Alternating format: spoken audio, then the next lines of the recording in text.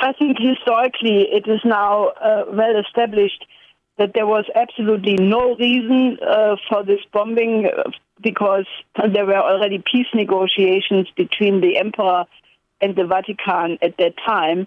And therefore, the argument that it was to save American soldiers is completely fraudulent.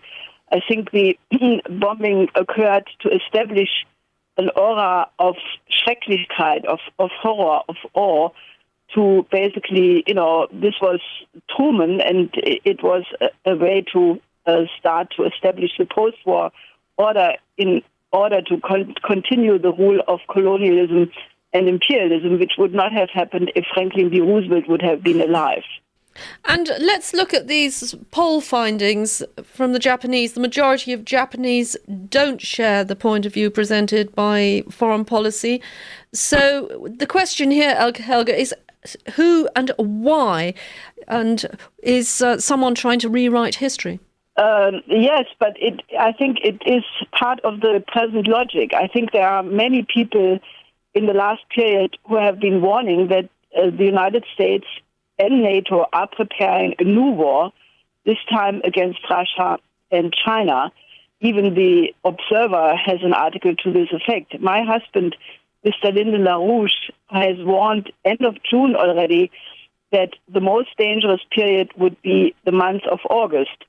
First of all, because all world wars in the past century have started in August.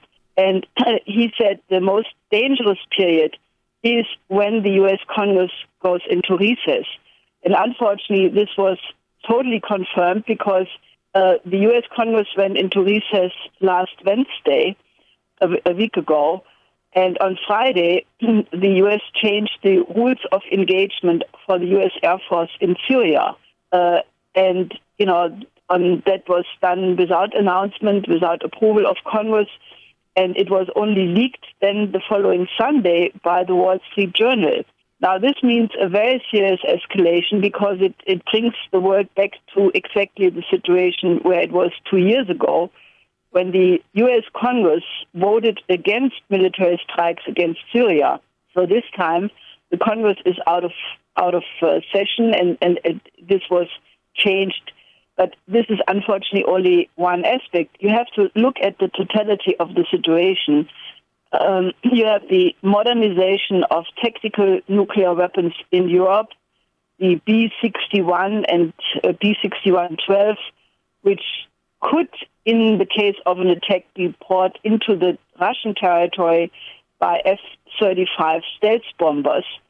And there are many people who are extremely concerned that this is a preparation for a regional nuclear theater in Europe. You have to add to that the fact that the United States did not stop the U.S.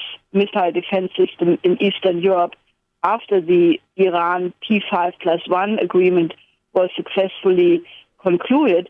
And that, confirms what Russia has said many times, that this U.S. missile defense system was never meant for missiles from Iran, but it was always directed against Russia. Then at the present ASEAN forum in Malaysia, Foreign Minister Lavrov just warned correctly that there is a huge military build-up in the Pacific. Obviously, what is the purpose of these aircraft carriers and other systems being brought there? So I think the signs are overwhelmingly that, there is a war preparation.